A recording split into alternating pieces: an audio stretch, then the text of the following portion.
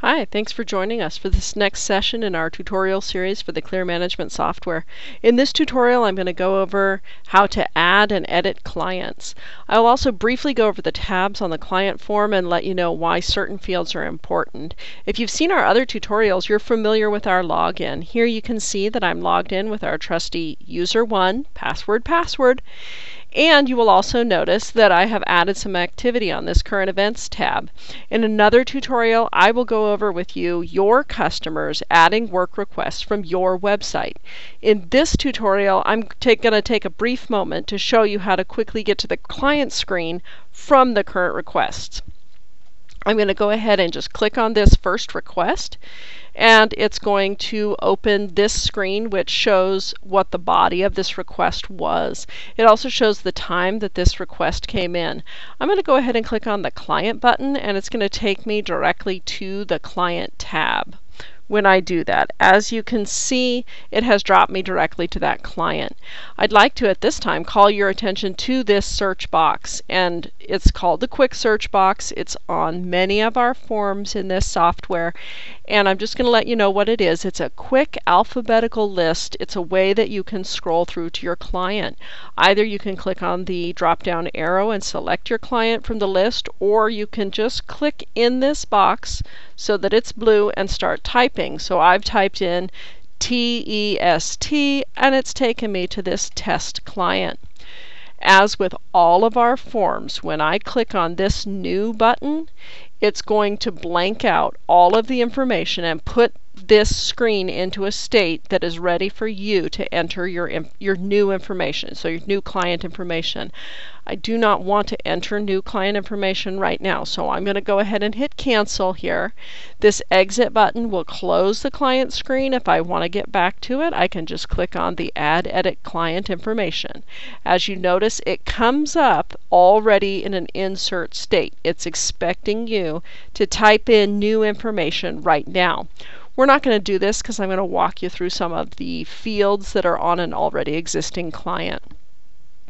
The status on this client is active. That's really helpful for you to be able to run your active and inactive reports for your customers, as well as having an additional field here that you can check if this is a prospect or not.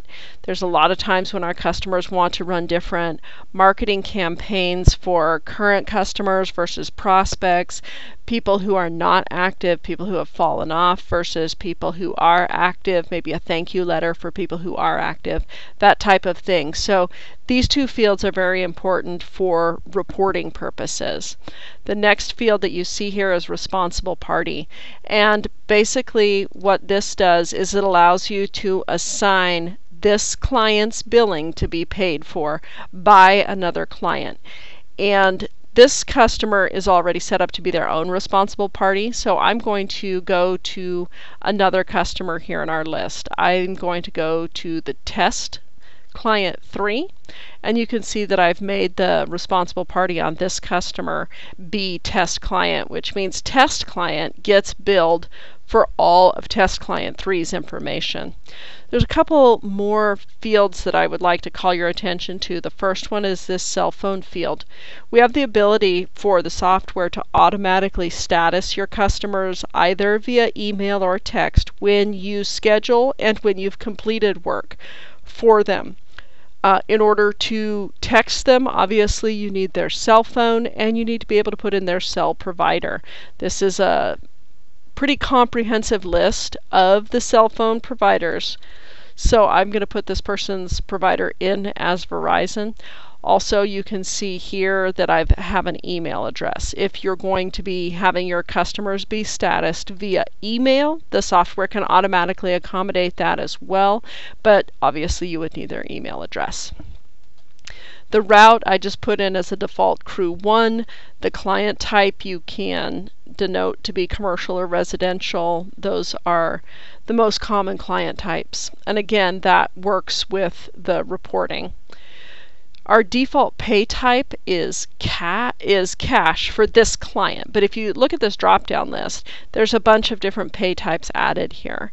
and you can select any one of those and they fill through to the invoice. So if your guys are going to take some invoices out in the field, they know how to expect the customers to pay them. They know if they're supposed to collect from this person in cash, if this person is going to give you a check, if this person is going to be on account, so we're going to bill them. That happens a lot with commercial accounts.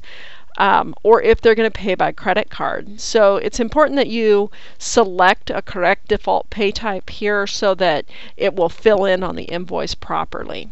I'm going to go ahead and hit save there. And this is going to complete this tab section of our tutorial. There's going to actually be several tutorials that discuss this client screen because there's several tabs that have to do with adding the client. I hope you'll stick around for those. Thanks for watching.